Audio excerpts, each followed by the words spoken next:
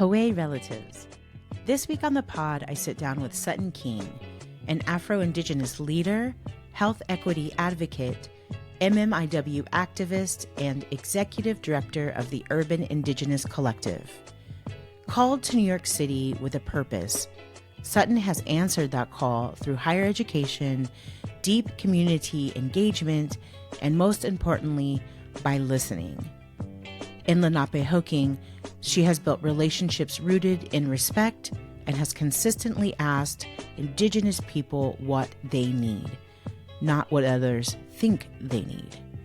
Through her leadership, Sutton is creating spaces of care, kinship, and belonging for the urban Indigenous community while advancing health justice and Indigenous sovereignty.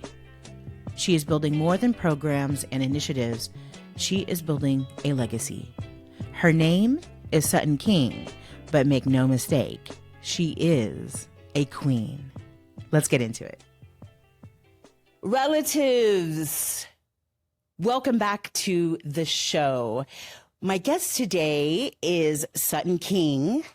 Sutton is the co-founder, president, and executive director of the Urban Indigenous Collective, an Indigenous-led public health nonprofit providing culturally tailored health and wellness services for self-identified Indigenous peoples across Lenapehoking and the greater tri-state area. She is also the co-founder of Shock Talk, a telemental health platform fostering culturally aligned patient-provider relationships for Indigenous communities. Now, I'm going to stop the bio there because you have a long rap sheet and it's incredible. So I want to hear more of this from you. So that was like a little tad, but relatives, help me welcome Sutton King to the show. Thank you so much for having me. It's such an honor to be here, sitting next to you. So many iconic voices have been in the seat, and it's been such a privilege and honor to just watch the different episodes. So just a deep honor to be here with you today.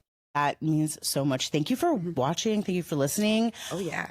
With Sutton, I love the first line of your bio. It reads, Afro-Indigenous leader, researcher, social entrepreneur committed to advancing health equity. I love that you start off with announcing you are a leader because you are a leader. And I love your confidence, and I want more brown and black females specifically to have that kind of confidence. Where did that come from? When did you start becoming this badass bitch leader, health advocate, amongst just activists, amongst all the things that you are? How did you get that? How did you get to this place of that confidence? Thank you for that. You know, it's interesting because I feel like my ancestors have been preparing me long before I really understood my responsibility to the gifts Creator has given me, right? And I think that very early in my journey, as a young person, I was a peer facilitator, a peer mediator on the playground, you know, like, of course, like 12-year-old Sutton, you know, the classroom teacher comes in and is like, you know, we have this new program. Does anyone want to be a peer mediator? And my hand goes straight up, right? Yes. Because I just love being able to support community. I love being able to support people in my kinship network, right? It's always come very natural to me, right? Love to be this person that can be a bridge, that can be a mediator.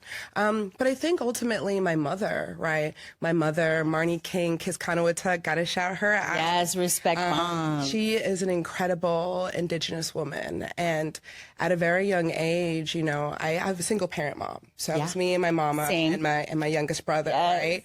And yeah, you know, and sometimes she didn't have childcare. And so that meant I have to go to work with mom.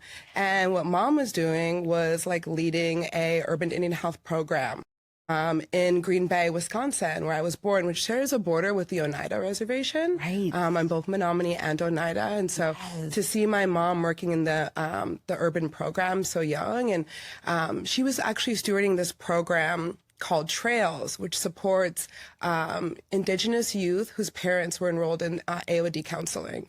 And so, now, what's AOD mean? So alcohol use disorder, right? And so what I really saw there was my mom making sure that these young people, these youth, had a connection to culture, to belonging, to community.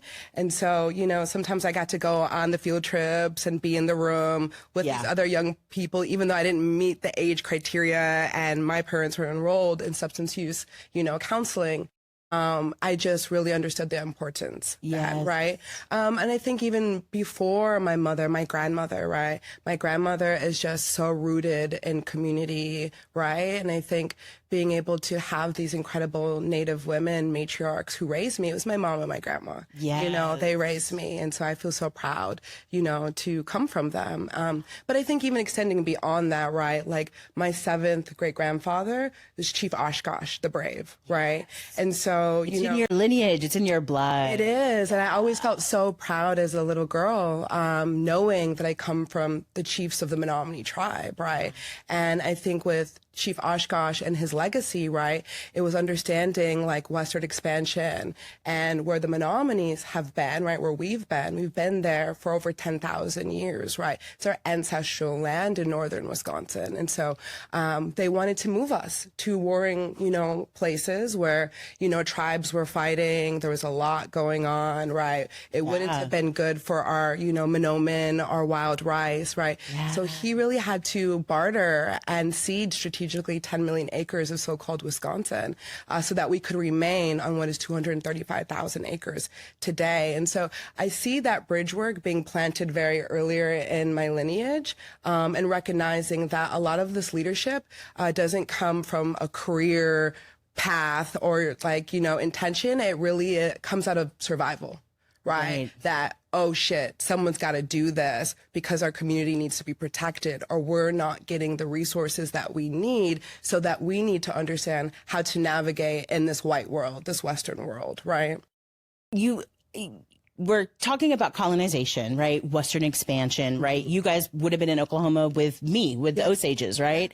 That's where they wanted us all to go. And I love hearing every tribe has their own story. You know, the Seminoles and Miccosukee, like how some of them got to remain and some are in Oklahoma, Seminole tribe. And, but you are an Afro-Indigenous queen. Thank you. And your mother, like you were saying, is Menominee and Oneida, and your father ancestors are from Africa, specifically Mali and Nigeria, correct? So my father actually comes from Mobile, Alabama, the historic Africa town where the last slave ship entered into America called the Clotilda. And so knowing that lineage and then also being raised with, you know, my native like lineage as well, and just seeing the ways in which our ancestry have been able to really ensure the cultural perpetuity of our traditions is just so badass to me. I feel so proud to be Black and Native. I'm also Irish and Nordic, and I think that's pretty badass too, and the resistance of all of those lineages. All of those. And I always think of that too because I'm mixed too. My mom is Osage and my father's from Iraq, an indigenous, you know, Iraqi. And so we have this blood through us of these indigenous, you know, bloodlines that go back and tie us to different continents, right? And here, but they've both survived through a horrible colonization, right? In Africa, obviously, in Nigeria, here in America. Absolutely. Do you think having that like does kind of have this, give you this innate desire to want to help and heal your people, right? Absolutely. It's part of it. It's inside of you. Absolutely. I mean, I think about, you know, all the ancestors who surround me and are within my lineage and everything that they have had to survive and transmute so that I could live the life I live today.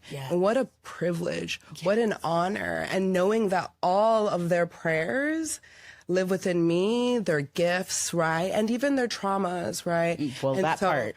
Right. That part we're going to get to because you are a specialist in that. And we carry a lot of that trauma in us, in our DNA. It is scientifically proven. That's right. Right? Genetics. And it is, I want to talk about your work in that and healing and how using psychedelics can heal us. And I know you're into the psychedelics, and I've had my psychedelic moments, but how was your psychedelic journey? When did you know you wanted to incorporate that into your practice? Totally. So, it's interesting. I moved to New York when I was 18 years old. Yes. Right? Wait, also, how did you get to New York? Let's talk about Yeah. Well, well, the plan was always in-state tuition in Wisconsin. Remember, single parent mama, right? She's like, girl, I ain't got money for that. In-state, okay? You can stay at home. I have another car. We're going to work it out that way, right? Home. You got school at home. You got school at home, right? That's right. And, it's interesting because the Menominees were dreamers. We dream, and my mom dreams vividly, and my grandma dreamed vividly, so many women in my lineage. And I had a dream. Quite literally a dream. I was 17 years old, and this dream, I was supposed to go to New York City. And I remember coming downstairs and telling my mom, girl, I'm going to New York. And she was like, you ain't never even been to New York City. Oh, you're in New York City. And I don't think I understood it then, but I'm Oneida, and Oneidas ancestrally come from so-called New York, right? Yep. My mom thought I was absolutely crazy. She was like, yeah, okay, girl. And then I applied to schools in both New York as well as Alabama because I was interested in perhaps maybe really strengthening the kinship bonds with my, African family, right? But I got into so many different universities, and one of the schools that I got into is where they film Law and Order. And me and my grandmama, oh my God, we used to be in the farmhouse watching Law and Order in Gresham, Wisconsin, and just the big city. And we loved Benson, okay? Olivia, that was our girl. Yes. And so it's this, campus on 70 acres on the Hudson River in the Bronx. And my mom was like, okay, you got in. They're going to give you scholarship. Okay, cool. How are we going to get there? We can't afford to get there. Yes. So it was literally my mom, my grandma, and my great auntie. We packed up the car and we drove from Wisconsin, and they dropped me off in the Bronx, Your matriarchs brought you and said a prayer for you, and here you are, and you fucking conquered New York. You did it. Listen, sometimes I feel like I'm crawling through New York, but New York, that's just regular. That's baseline. That's baseline. We all feel that way every day, right? Literally. But yeah, and I had an uncle and a cousin that lived in Brooklyn. So my cousin Mackie, my uncle Ali, and was very inspired by his mother Ingrid Washington, right? And everything she did for the United Nations Permanent Forum on Indigenous Issues, everything she's done for Indigenous peoples globally, right? Yeah. And knowing, she was taken in 1999 unalived, right? Alongside two other Americans, and, just way too soon, and had so much more to give to the world and to Indigenous peoples and to this resistance movement.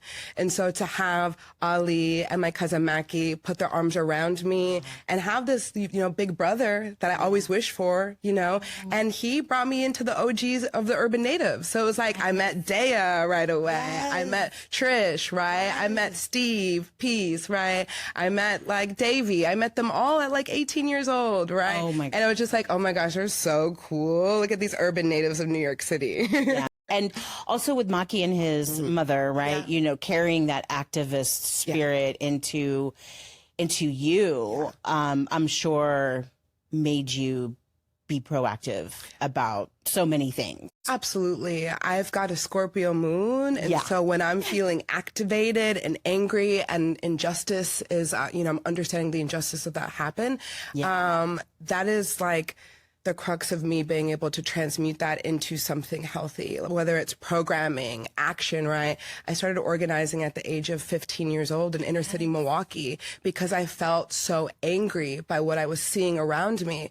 And, shout out to Reggie Moore, Charlene Moore, they were my activist parents, but really taught me how to transmute that in a healthy way, right? And really saw a leader in me before I did, and really noticed my voice before I really knew how to use it. And so I think feeling the injustices of Ingrid being taken way too soon, way before her time, and seeing how Ali continued the advocacy around her work, right? The Flying Eagle Woman Fund. I told Uncle Ali, I was like, I want to start a nonprofit. I was 18. He was like, Indian politics, just finish school. And then I finished undergrad, and I was like, okay. And he was like, get aboard, right? So then I thought, well, I'll get my master's, and, you know, and I'll continue to better understand public health. And then I came back with a board, and he was like, are you sure you want to do this? Right? Really just trying to prime me and get me ready, because it's a lot. It can be emotionally exhausting. I feel like it is a privilege and an honor to do this work. Like, don't get me wrong. Like, I would choose this life in every lifetime. And it's challenging, you know, it is challenging, you know, and there's so many injustices that we see within the Native community, the Black community, and the intersection of holding those identities in this body. Yes, the psychedelics. How did you get into this research? And totally, you know, I moved to New York when I was 18, and I will say I was a bright-eyed, bushy-tail, right? Like we all are. And in that experience, you know, I came because I wanted to study psychology, right? I saw so much pain, and I thought, oh my gosh, if I get a degree in psychology, I'm going to be able to better understand what's happening in my communities, and I'm going to be able to help and also better understand myself, right? Yeah. And so when I got here to New York City, right, I think that there were so many vulnerabilities within myself that I didn't really recognize, right? As I'm learning about different techniques of, like, for example, of grooming, right? I wasn't recognizing that that was happening to me by someone I thought was a partner. And so I'm actually a survivor of sex trafficking that happened here in New York City. I was saved in a sting operation while in undergrad. Stop. Listen, it almost took my life, and I'm so thankful. Oh my God. That it didn't. And, you know, that experience almost killed me. Right? And I'm still healing from that experience as I go through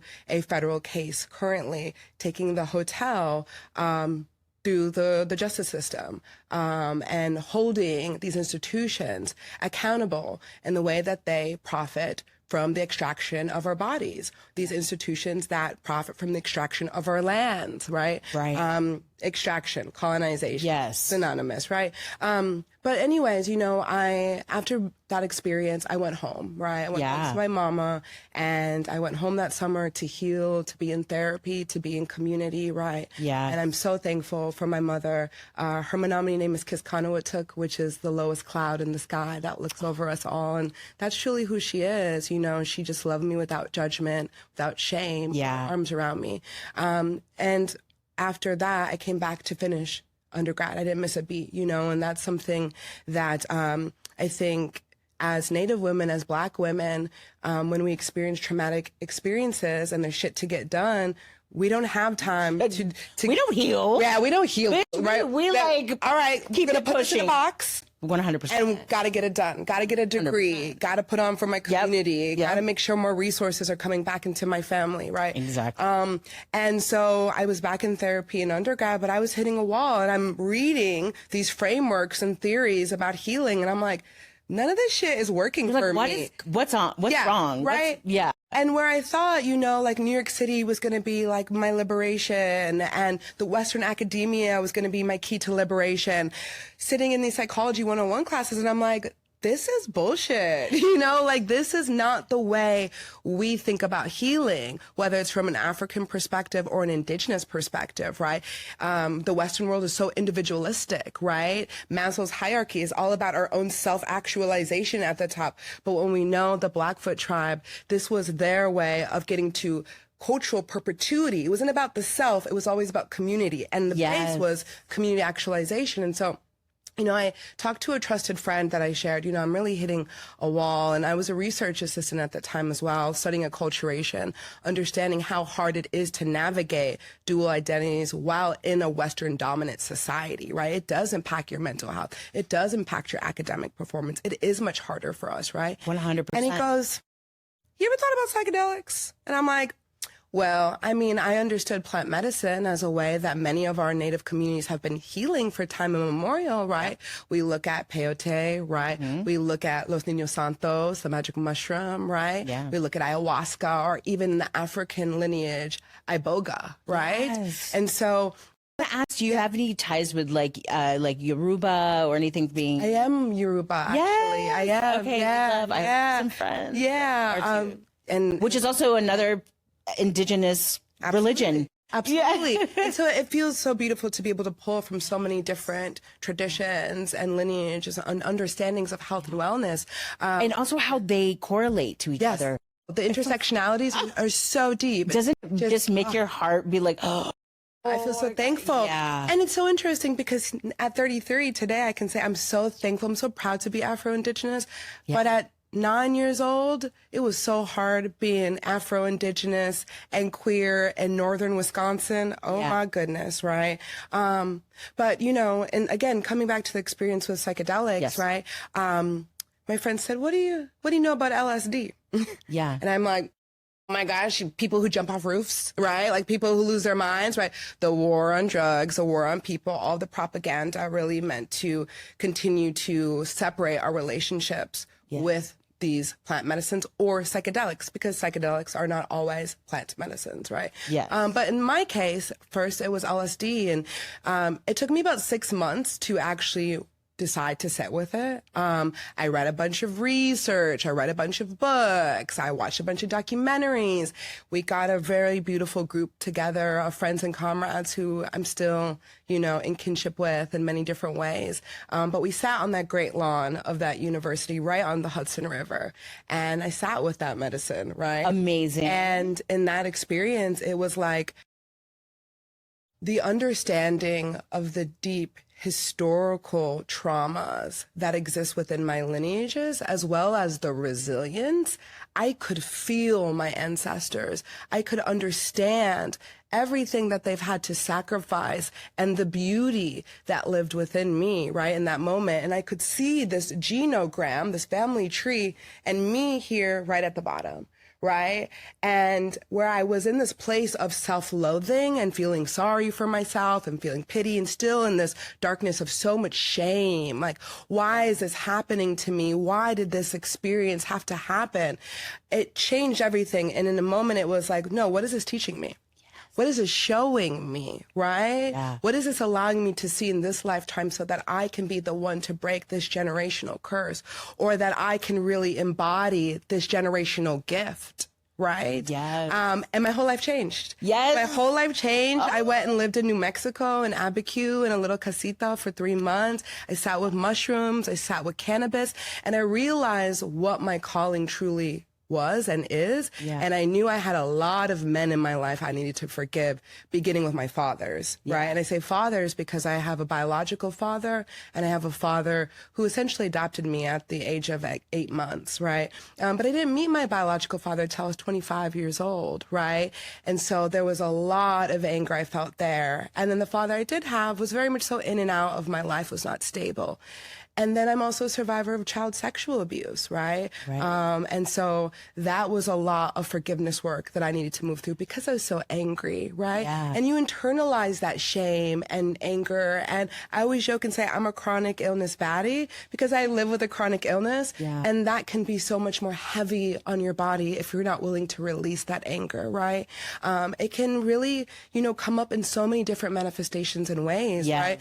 And so getting really clear, I was like, okay, we're going to do this work. We're going to really heal our bodies. We're going to heal our minds. We're going to heal our hearts. We're going to really work and strengthen that relationship with Creator, with the Thunder Beings, with Star Nation, with the ancestors, with the old ones. And we're going to come back to New York City and do this damn thing. And that was, I was 22 years old. And wow. And then from there, just spreading this awareness of this healing that you've had by using psychedelics. And I mean, I love that you said that you were on the Great Lawn, you were outside, because I feel like my best trips have been on mushrooms at the beach or in a great lawn, in grass, in nature. You need to be held by Mother Earth, it's First Mother. The best feeling. And then also I've done MDA with like my best friend, and that was healing for us. So beautiful. We had some MDMA old drama between us, and since we did that, that was on a dance floor, and it was just, that was like the best of the best night of all time. Yes. But we've healed together like that too, and it's just like, it does work. And I think because of Western medicine's attack on psychotropics, is so dangerous. Also because it does liberate us.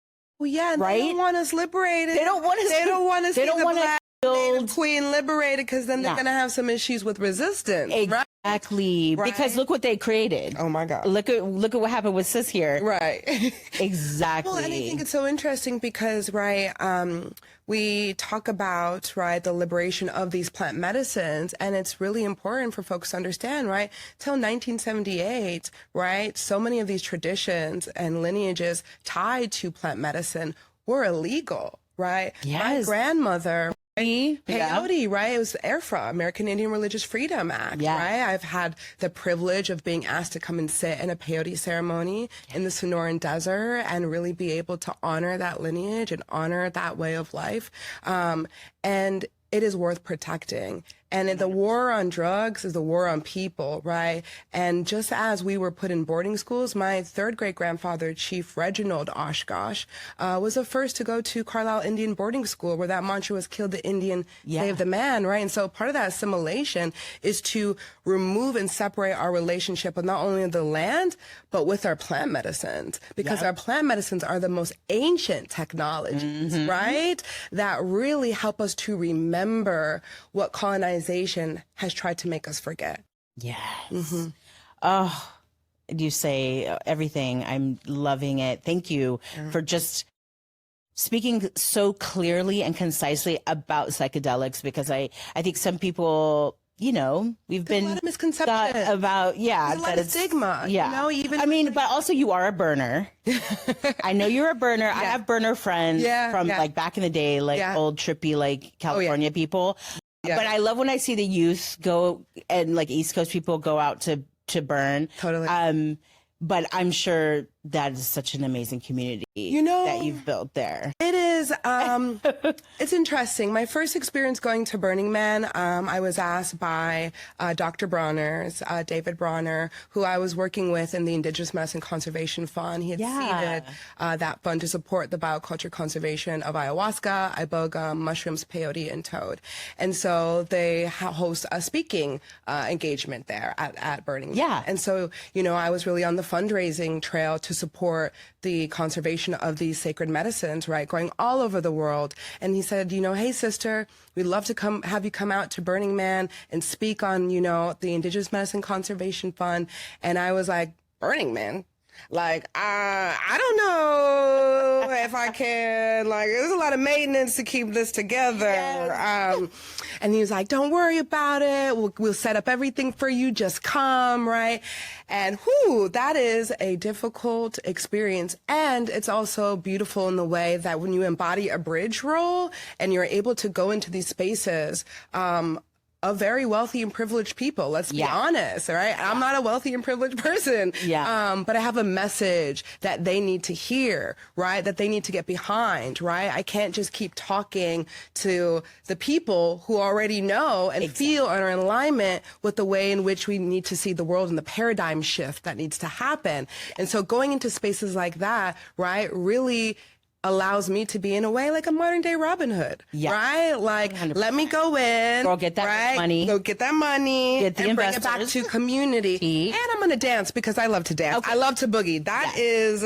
what keeps me healing through all of this pain that I've been able to alchemize is dancing, Definitely. But I am appreciative of the camp that I'm a part of, the Foamy Homies, They are just beautiful people, and really are bringing in the voices to really be able to bring awareness, whether it's conservation, whether it's the lithium mining that's happening out there in Black Rock, in the Paiutes, So important to make sure that, we're coming into spaces, but it is heavy key, right? Because when you're a bridge, you get walked on. Yeah. When you're a bridge, you can get walked on, right? And so it's really important to really take care of yourself. And so not always saying yes to everything, but recognizing what are the trade-offs. If I go into the space that maybe many other people have had a lot of ideas around or stigma about or have been really hesitant to step into, right? Or we're not supposed to be in that space. Well, why not? I want to see what this is about, and I want to see how these resources are being moved, right? Because at the end of the day, our liberation is tied to the resources we're able to bring into our communities for the economic investment we need to heal. Okay, Robin Hood, let's go. Bring this money in. Okay, so with the Robin Hood comes that good old funding. We need those investors. We need those allies. Yeah. Because you are a big proponent on health equity. Yeah. Ooh, yes. The call them in. They like it. Okay, I hear you. Heard that. They like it. That wasn't my tummy. Yes. Oh, it's gonna be a nice little storm outside. I love it. I love a good summer rain. Okay. It's needed. It was like cleanse these New York City streets too, okay? Because the Knicks fans been out here doing doing all the things. All the things. All of it. Clear it out. Yeah. Get rid of it. For tomorrow night. Yeah, that's right. If you're watching this, the Knicks have won the championship. I'm just going to say that now. So Knicks in 5, 6. We claiming it. Won. We claim it. We're here. Yes. You heard it here first. Ananobi, I live. I need you on the pod. That's right. So back to health equity. Yeah. What does Indigenous health equity look like to you?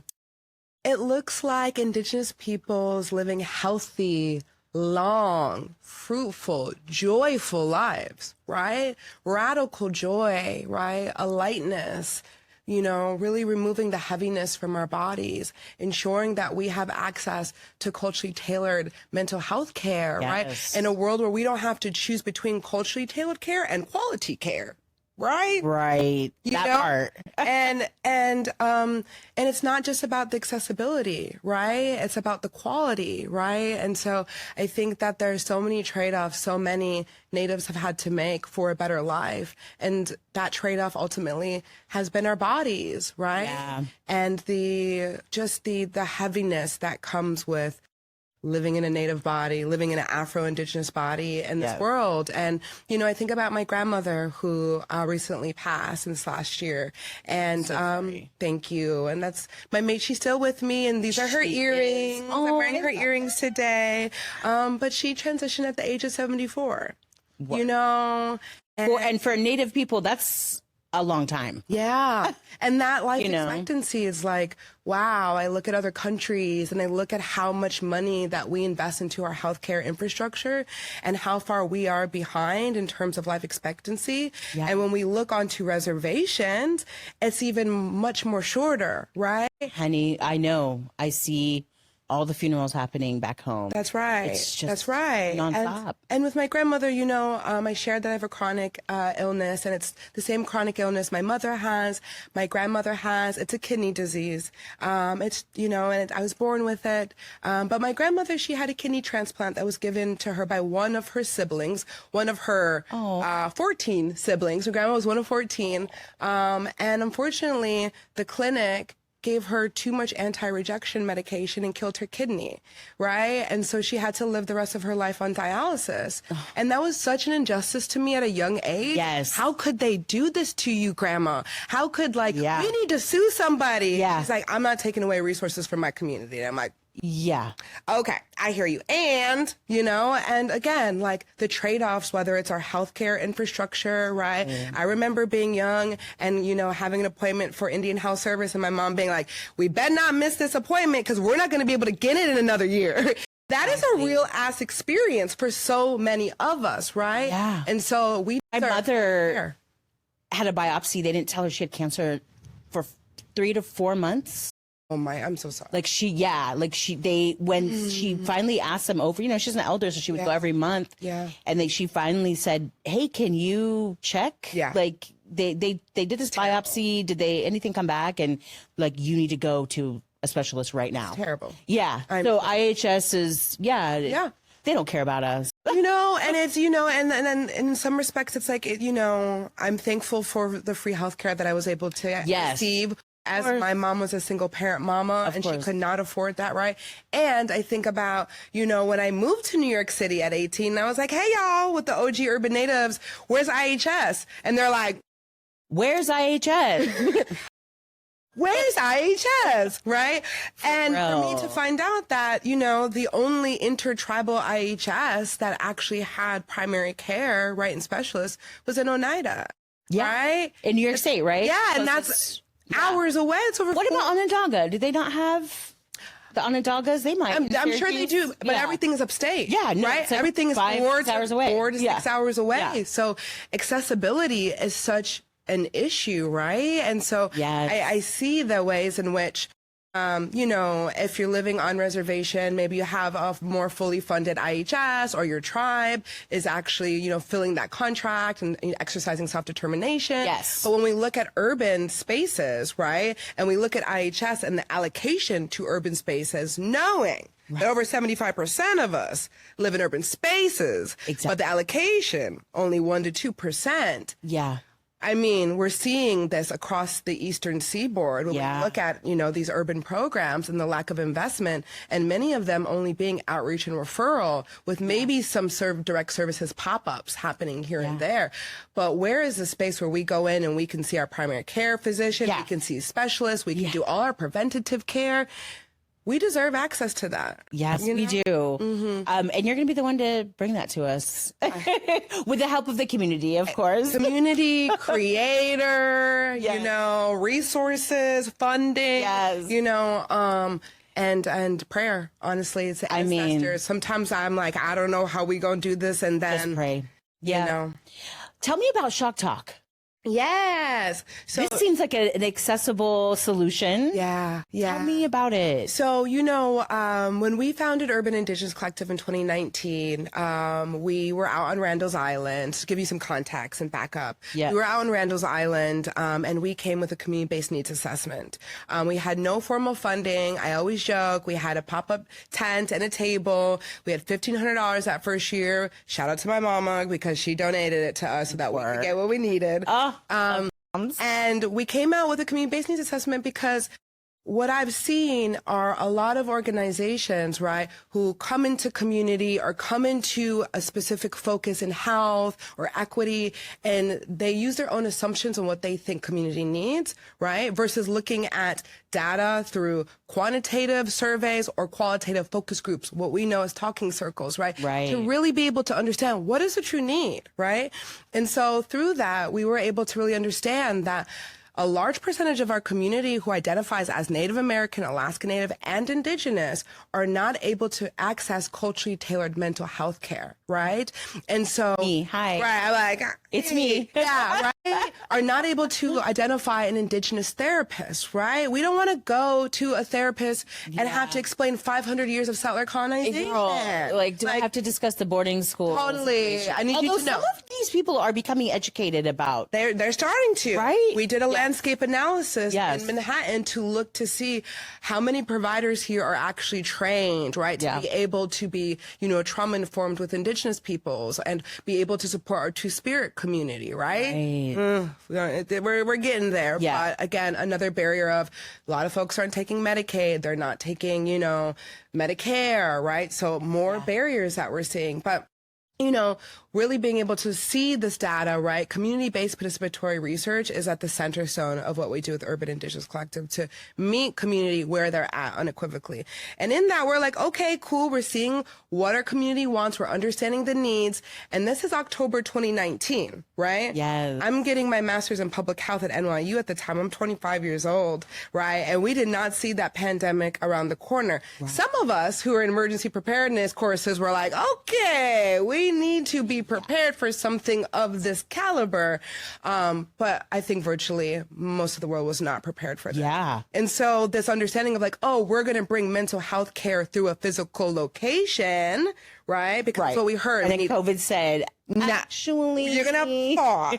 We're going to take a You're going to get on the optimum Wi-Fi. Right. You're going to learn how to use Zoom. Right. And so, I was, like I shared at NYU at that time, and I was a part of NASIG, the Native American Indigenous Student Group. And I met a comrade there, Austin Serio, who's also Indigenous. He's Italian and Indigenous.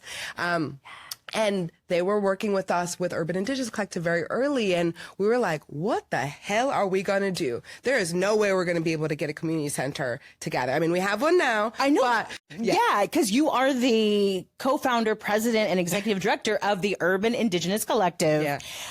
So was this the inspiration behind the creation of UIC? So UIC came first, right? And so I think we're just really following the roadmap of what community are showing us that is necessary, right? And the focus was access to culturally tailored mental health care. The number one priority was missing and murdered Indigenous women, girls, trans, and Two-Spirit. Yes. And third, a safe and accessible and inclusive community center for all Indigenous people, right? And so that became the roadmap. And so as we were building UIC, we're also like, okay, how can we use technology in this moment? And so my first big girl job was at a tech company in Chelsea. So I was a tribal program specialist for a technology company called Cognito.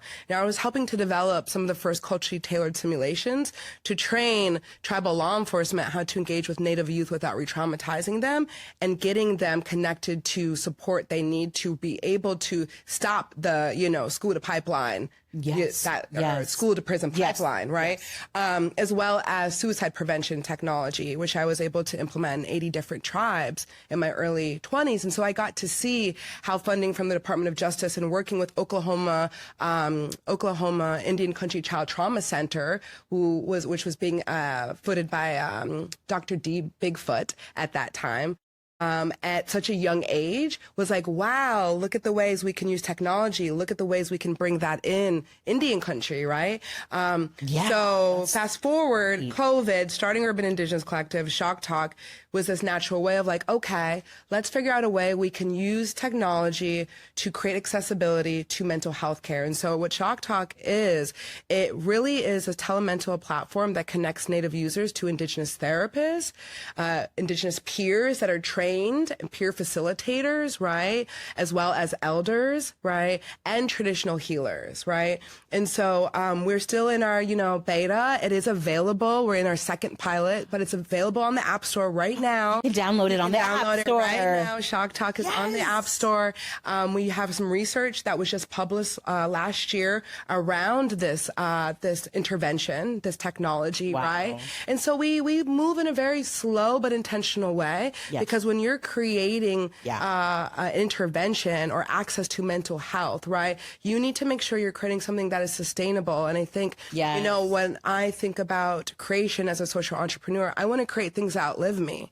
I want to create institutions that are here long after I transition to spirit world. And that's my prayer, right? And so Shock Talk is growing just like UIC. And so whether you're wanting to, access mental health care, through a telebehavioral platform, or you want to come into a community center and come sit in our survivor talking circles with other survivors who are trained to facilitate, or our woven identities talking circles that are, led by queer, Indigenous, Two-Spirit, LGBTQ youth, right? Like there's a place that we can, reimagine how we're going to heal in whatever way feels good for you. Yes. And that is Urban Indigenous Collective. And you've done so well with the branding of exactly what you just said. It is this place that you can come to.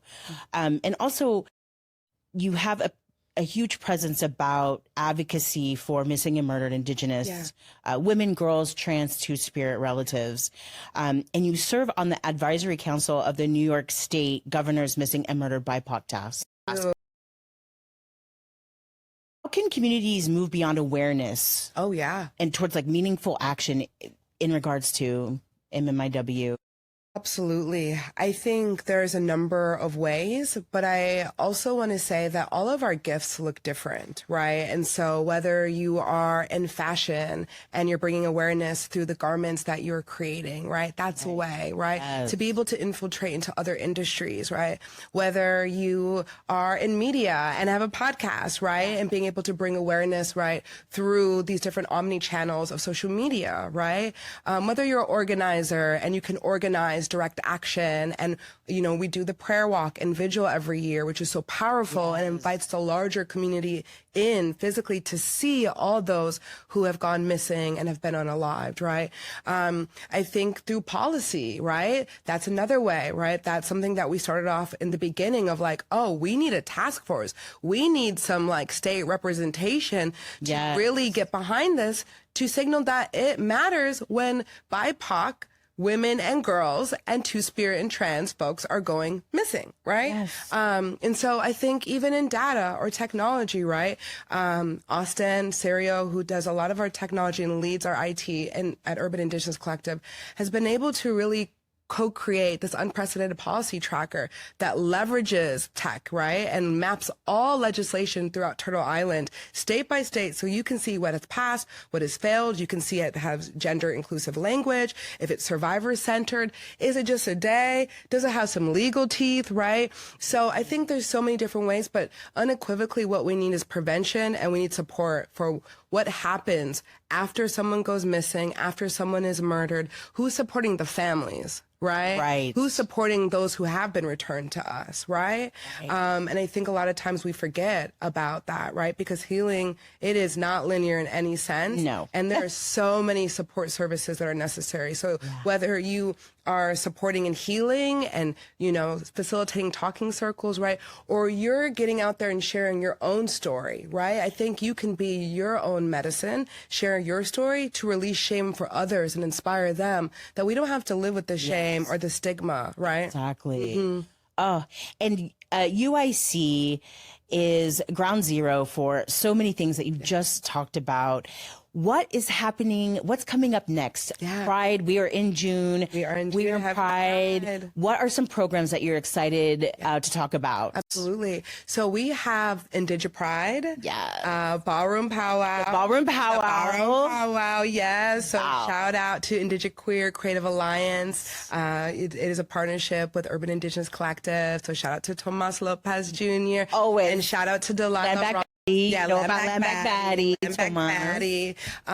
as well as Delilah Ramos, our director of programs, who really has been doing so much work since a youth in the New York City and queer community. And she is just so rooted.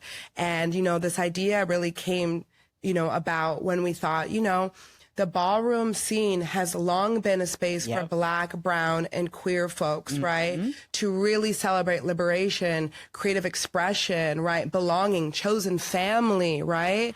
And then we think about powwow, right?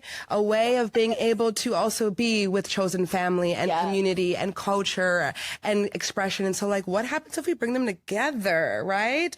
Right? And Genius. So, right. Listen, and I think, we have been waiting for a moment like this to celebrate our queerness, right? We deserve these large venues. We deserve the main stages. We deserve for our young people and for all ages to come into a house of yes and do their thing. And the category is? And the category is? Elements. That's right. Which is so fierce, so fucking indigenous. And you can really turn out an element category. What I'm saying. Are we doing metal? Are we doing fire? Are we doing earth? Are we doing water? What are we doing? Right? And so we've got some legendary icons of ballroom who are going to be judges. Released today on Instagram. And you've got to come. Legendary. And then partnering with organizations who have been doing this work, like the LA Fortnite Center, that's actually right here on the street that we're on today. Right? And so I think it's really important for us to be able to do a lot of this cross collaboration, to really be able to hold these spaces where we can be our queerness and our liberation. We can dance unapologetically, because that's what I want for Indigenous peoples. For us to be in our radical joy. So much of our work can be so heavy and so trauma focused. And so it's time to dance. It's time to serve. And UIC also, you had the best party last year at the House of Yes. For Indigenous Peoples Day. Indigenous Peoples Day. Yeah, so shout out to House of Yes. They've been an incredible partner to us. Who takes care of Sutton? Like, is this you kind of just said, you know, you carry all of this with you. And how do you care for Sutton? Yeah. You know, I care for Sutton by saying no. Saying no to a lot of things. I think in my 20s, it was much different for me than being now in my early 30s. And I used to try to be at everything and be with everyone. And as someone who lives with chronic illness, and, you know, that is something that's very real. I never know when that's going to come in and, you know, kind of make me have to lay the hell down, right? So saying no, you know, and recognizing that, like, if I say yes to this, what am I saying no to? And a lot of times it's my self-care, right? And then who takes care of me? My dog, my partner, my mama, you know, so many. You have an amazing support system here in this plane. And beyond. And beyond, I have an incredible altar that's in my house, right, with all my ancestors. And I get up every morning and I stand in front of that altar and I pray. And when I go outside, I put my tobacco down. I live across the street from the third largest park, which is Van Cortlandt Park in the Bronx. My windows face the park. And so, I mean, I grew up on a 180-acre dairy farm in northern Wisconsin. So, you know, being able to walk the trails, literally take my shoes off and walk in the grass, right? But the land, right? And going home as well. My mom lives on the Oneida Reservation today, and most of my family lives on the Menominee Res, and going home is like, that's also a part of that self-care. And like turning the phone off and like getting in that river, right? Going on that float, you know, doing that bonfire, right? Going to sweat lodge, going to ceremony, right? Like all of these things, seeing my therapist once a week, shout out to her, 'cause she's a real one. She's keeping me keeping me going. But, you know, so many different things, whether it's family, whether it's the land, right? Whether it's ceremony, culture, right? I think that's like the ways that are really keeping me being able to keep one foot in front of the other. 'Cause it does get tough and you have to have those safety nets to hold you. Well, Sutton, thank you so much. You are doing so much for our community here, for our ancestors. You're making a huge impact that the future urban indigenous descendants are going to say your name one day. And, you know, it's going to be felt. All these programs that you're developing now will be here for our future relatives. That's right. And I thank you. Thank you. Relatives, Sutton King. Her name is Sutton King, but she is a queen, okay? Don't forget it, okay? There's only one. That is going to wrap up this episode of Let's Have a Powwow. You can follow this show at Let's Have a Powwow Pod online. And take care of each other. That's right. Right? Take care of each other. And we'll see you soon, cousins. See you soon, cousins. Bye. Bye. Oh, that was great. I could talk to you forever. Oh my gosh. We need to go take some MDMA on a dance floor. Oh, God. I'm